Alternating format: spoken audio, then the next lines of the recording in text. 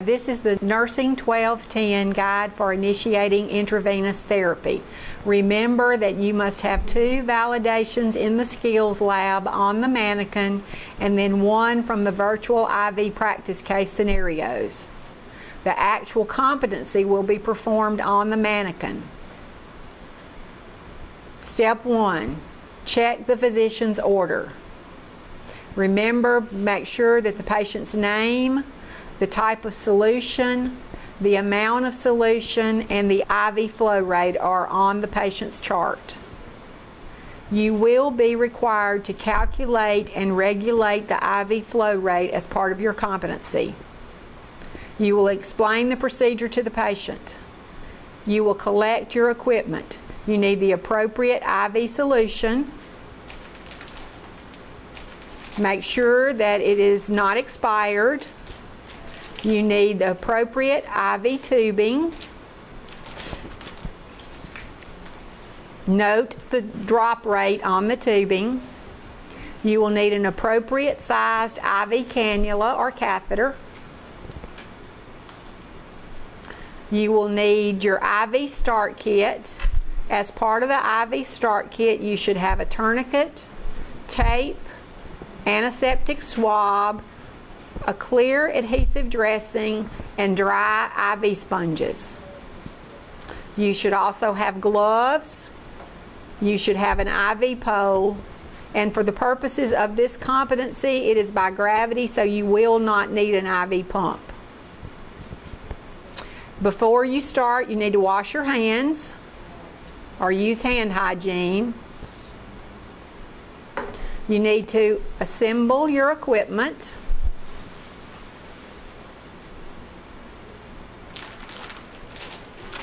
And that includes the IV fluids and the tubing.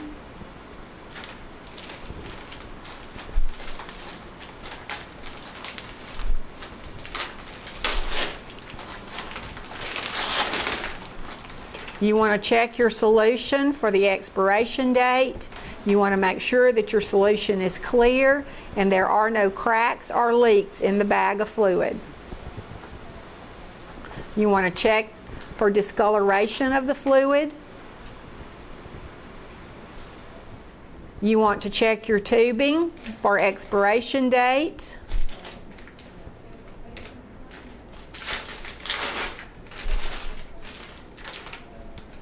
You want to inspect your tubing, making sure that all ports are covered, that there is no kinks in the tubing, and there is no discoloration. You will then pull the cap off the port on the bag of fluids, remove the covering from the tip of the tubing, and insert the tip into the appropriate port. Make sure that your flow clamp is closed so that no fluid will be allowed into the tubing at this point.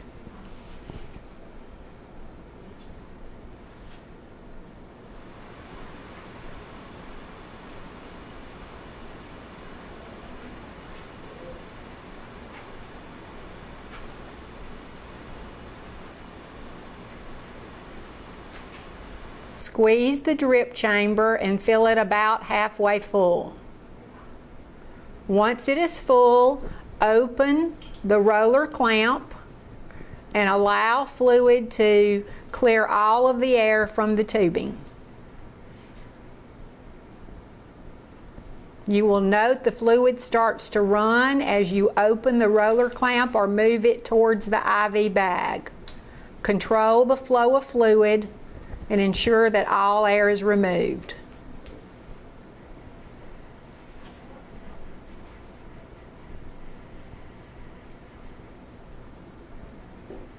Once the air is removed, you may close the roller clamp. This is usually done while you are in the nurse's station. Also, while you're in the nurse's station, you will draw up 3 milliliters of saline in a syringe and prime the extension set.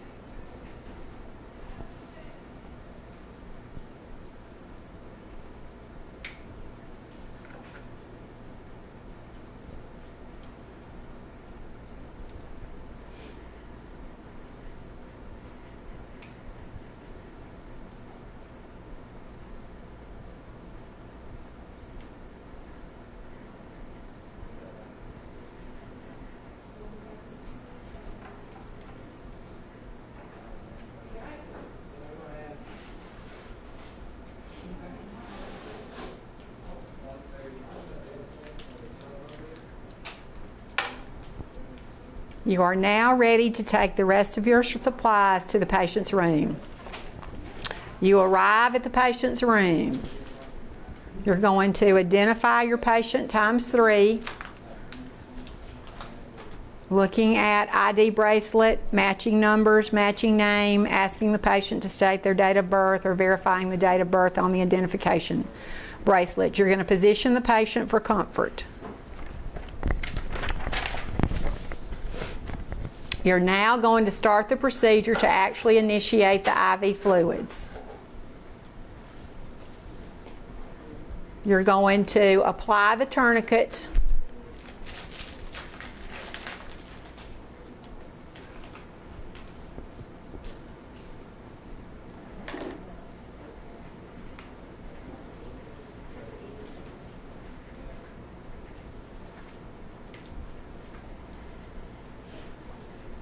You want to choose a site where the vein is soft and spongy and straight. You're then going to remove the tourniquet. You will then cleanse your selected venipuncture site with antiseptic solution and allow to dry.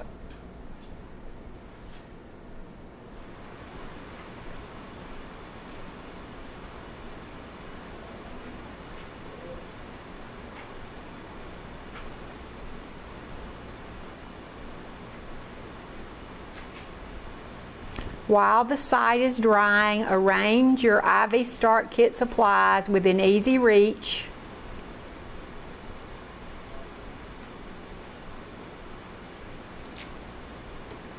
You may tear additional tape as needed.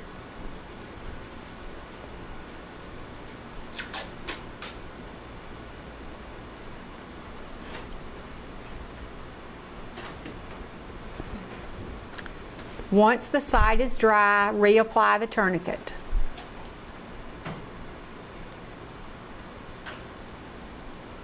You will then insert the IV cannula. Put on your gloves.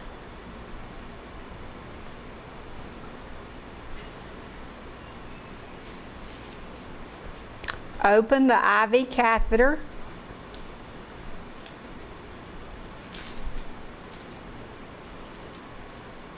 And inspect the IV cannula, making sure that there are no frayed edges, that the needle is, you are holding the needle with the bevel up. Retract the skin. Use your fingers to retract the skin. Insert the needle with a bevel up at a 20 to 30 degree angle. Once you're up under the skin and you go into the vein, you may feel a give.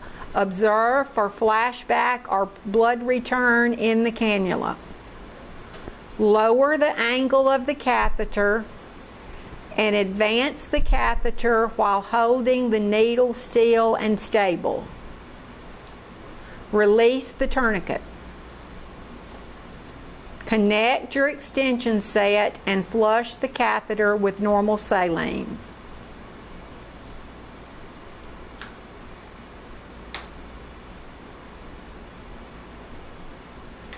You must keep the catheter secure at all times.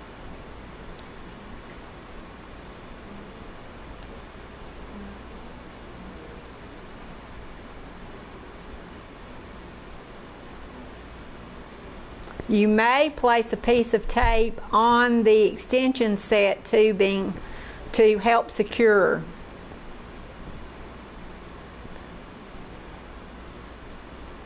Inject the normal saline while observing the IV site for infiltration, which would be cool, swelling, or for leaking.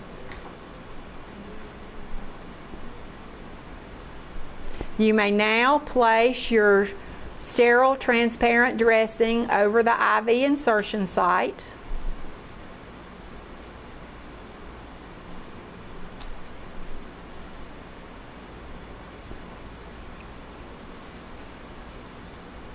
making sure to leave the insertion site clear so that you can clearly see should there be a complication.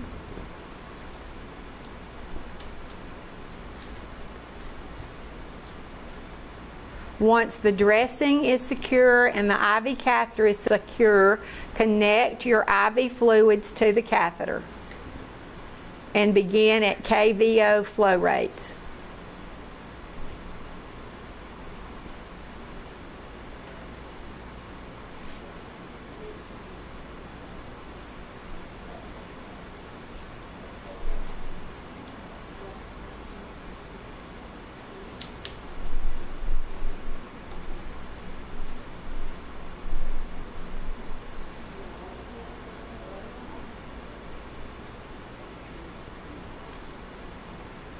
Observe for swelling, redness, and coolness at the IV insertion site.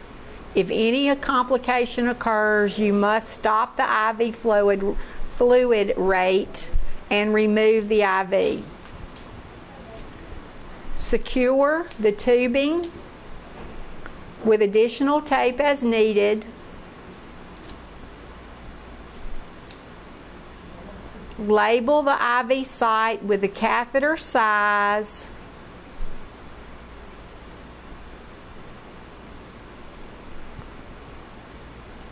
the date, the time, and your initials. And secure the label near the site.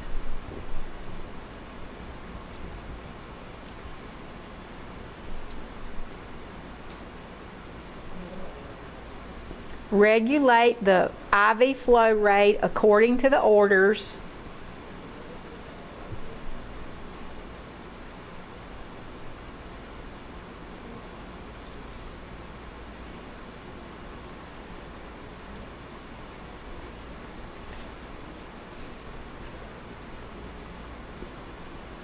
Continuing to observe for infiltration or other complications.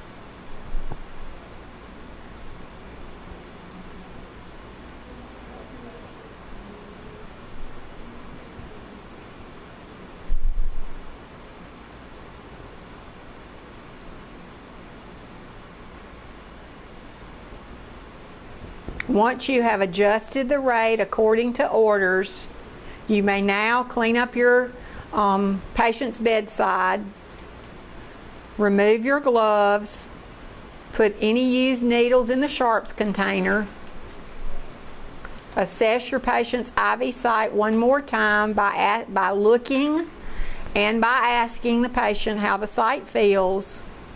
Once you've completed those things, return to the nurse's station and document the procedure or document it on the bedside computer. This is the Nursing 1210 guide for converting an IV to an INT line. Remember, you'll start by verifying the physician's order. You will gather your equipment after washing your hands. You will need a 3mm syringe, 3 milliliters of normal saline. You will of course need gloves at the patient bedside, and you may need a new dressing and additional tape. You will take your syringe with saline to the patient's room. You will explain the procedure to the client. You will identify your client ×3 and position the client and yourself for comfort. You will put on your gloves.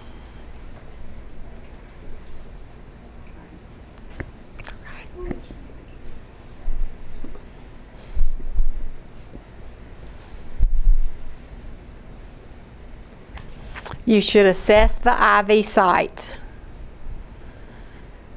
You will terminate or stop the IV fluid rate.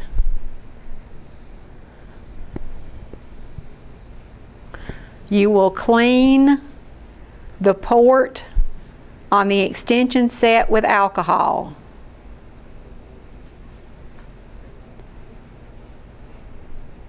You will disconnect your tubing.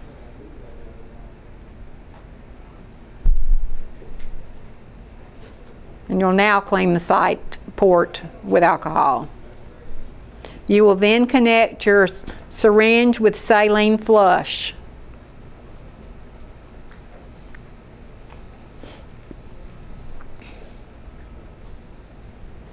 And inject the saline slowly.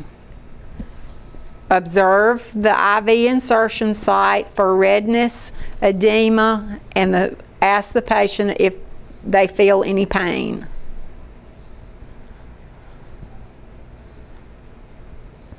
Once you've given the saline and there are no complications at the site, disconnect the syringe with saline after closing the clamp on the extension set.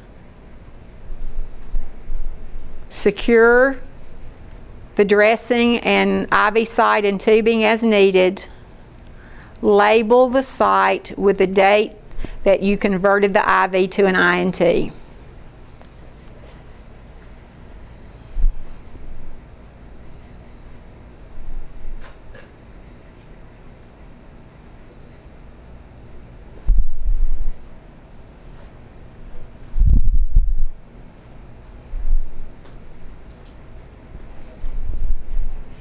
The last part of the IV procedure is discontinuing the IV. It is not a part of your competency, but it is something that we want to show you because in all likelihood you will be discontinuing many more IVs than you will actually be starting. So you will of course need to verify the physician's order to discontinue the IV. You will go to the patient's room, identify the patient. You will assess the IV site. You will put on your gloves. You do need an IV sponge or a cotton ball for this procedure.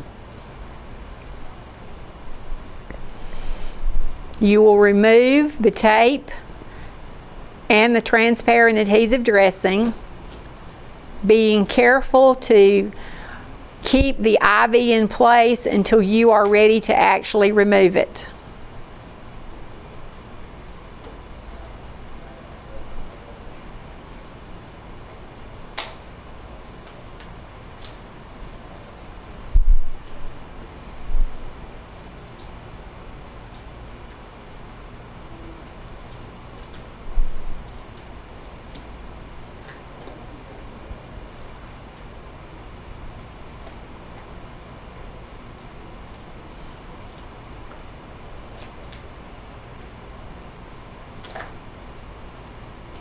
Place a cotton ball or dry IV sponge loosely just above the IV insertion site.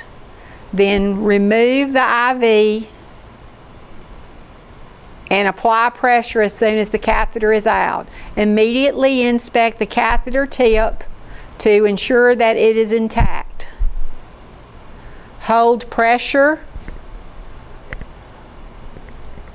to stop bleeding as indicated by your patient's condition. You may place a small pressure dressing over the site as needed.